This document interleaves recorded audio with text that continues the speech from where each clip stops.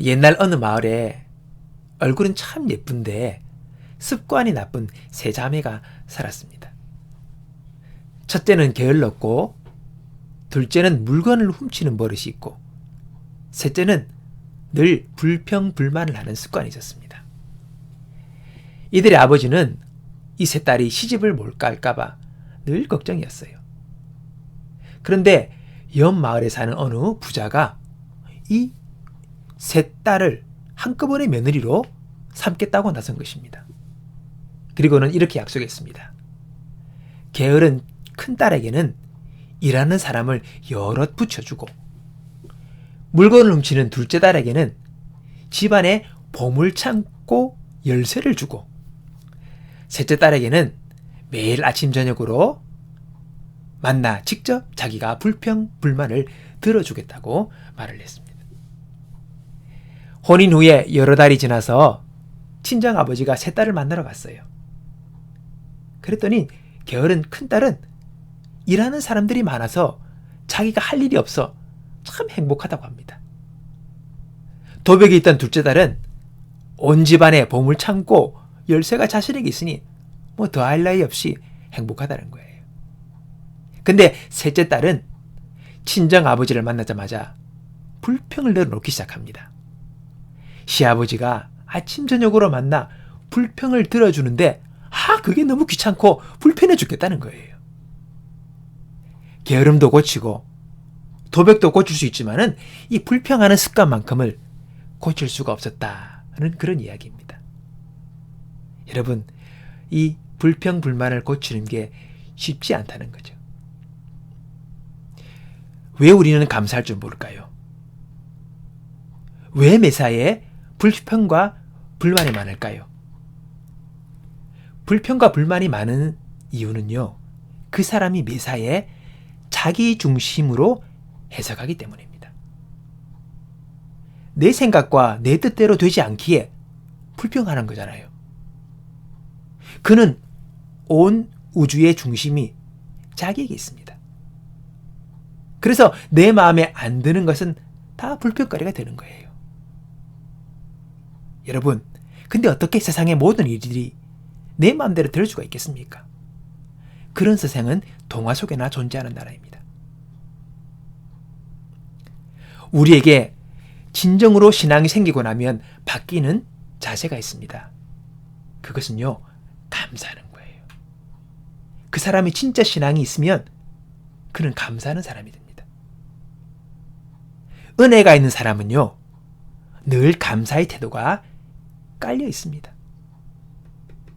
왜 그렇게 됩니까? 여러분, 예수님을 믿는다는 것은요, 이제 더 이상 내가 세상의 중심이 아니라 예수께 중심이 되는 거예요. 그분이 중심이에요. 나는 내려앉아야 돼요. 내 인생의 주인도, 온 우주의 주인도 예수님이심을 인정하는 게 여러분 신앙입니다. 베드로가 오순절 성령의 충만함을 입고 첫 번째 설교에서 유대인들을 향하여 설교합니다. 이스라엘 온 집이 정령할지니 너희가 십자가에 못 박은 이 예수를 하나님이 주와 그리스도가 되게 하셨느니라. 여러분, 예수님은요, 우리의 주인이에요. 로드예요, 로드. 그리고 우리의 구원자인 거죠. 그리스도입니다. 그분은 나의 주인이십니다. 이것을 믿는 사람이 여러분 그리스도인이에요. 그 사람이 크리스찬입니다. 그 사람이 믿음이 있는 사람이에요. 여러분 그걸 아셔야 합니다. 그 고백 속에 우리 신앙이 시작되는 것입니다. 베드로가 뭐라고 고백합니까? 예수님께 주는 그리스도시요 살아계신 하나님의 아들이십니다. 그 고백을 주님 기뻐하지 않습니까? 바요나 시몬아 내가 복이 있다. 여러분 그것이 믿음의 출발입니다. 자, 그런데 내가 믿고 따르는 주님은 그럼 어떤 분이십니까? 오늘 말씀은 블레셋에 빼앗겼던 여호와의 법궤가 다시 돌아와서 다윗성의 장막에 안치될 때에 다윗이 너무 기뻐서 자신이 지은 시로 찬양을 하게 합니다. 그 찬양의 고백 속에서 하나님이 어떤 분이신가를 고백하죠. 오늘 읽은 본문입니다. 여호와께 감사하라. 그는 선하시며 그 인자하심이 영원함이로다. 다윗에게 하나님은요, 선한 분이며 인자하심이 영원하신 분이에요. 이 고백은 역대상 16장이 뿐만 아니라 시편 말씀에도 그대로 다윗의 시에서 고백되고 있습니다. 여호와께 감사하라. 그는 선하시며 그 인자하심이 영원함이로다. 여러분, 그렇습니다. 하나님은 우리에게 선하신 분이에요. 하나님은 그 인자하심을 나에게 영원히 베푸시는 분이라고 말씀하십니다. 여러분, 그렇기에 그걸 믿으니 오늘 우리가 감사할 수 있는 것입니다. 하나님이 나의 평생의 선하심과 인자하심으로 나를 이끄실 것이니 내 삶의 모든 순간에, 그리고 범사에, 좋아 보이든 나빠 보이든 어려워든 쉽든 그 범사에 감사할 수 있는 근거가 생기게 되는 것이지요. 다윗이 이렇게 여호와께 감사하라. 그는 선하시며 그 인자하심이 영원합니다. 이 말뿐만 아니라 찬양의 고백을 쭉 적어놨습니다. 역대상 16장을 보면 하나님의 선하심과 그분의 인자하심을 믿고 있었던 다윗은 그 법궤가 다윗 왕성에 그리고 장막에 안치된 이후 그가 주 앞에 가는 그날까지 하나님은 그에게 선을 베푸셨고 하나님의 인자하심으로 그를 평생 대우해 주셨다는 것입니다. 오늘 이 믿음이 우리 가운데 있어야 합니다. 여러분, 내 인생 내가 사는 것 같아도 여러분 그렇지 않아요. 눈을 떠보면 주의 손길이, 주의 인도하심이 내 생애 가운데 있는 것입니다. 하나님이 인도하십니다. 요셉은 인생에 꼬여도 이렇게 꼬일 수가 있습니까? 얼마나 젊은 어린 시절에 인생의 나락을 경험합니까? 여러분, 그런 상황이었지만은 그는 하나님을 믿었어요. 결국은 하나님이 그를 세우지요.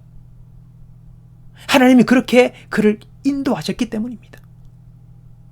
자, 또 다니엘의 세 친구가 죽음의 위협 속에서 그가 뭐라고 고백합니까?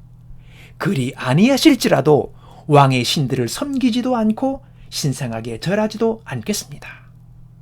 그들은 그렇게 고백합니다.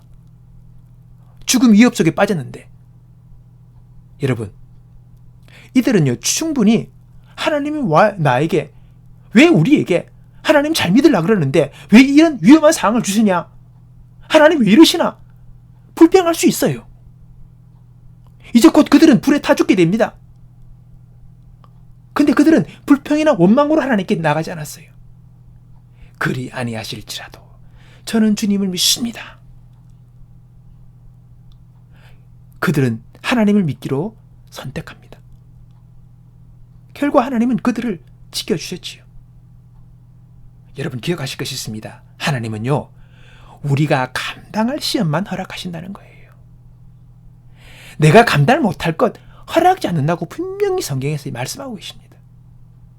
그리고 우리가 감당할 쯤에 또 피할 길도 예비해 놓으셨다라고 말씀하시는 겁니다. 넘어갈 수 있습니다. 감당할 수 있습니다. 헤쳐나갈 수 있습니다.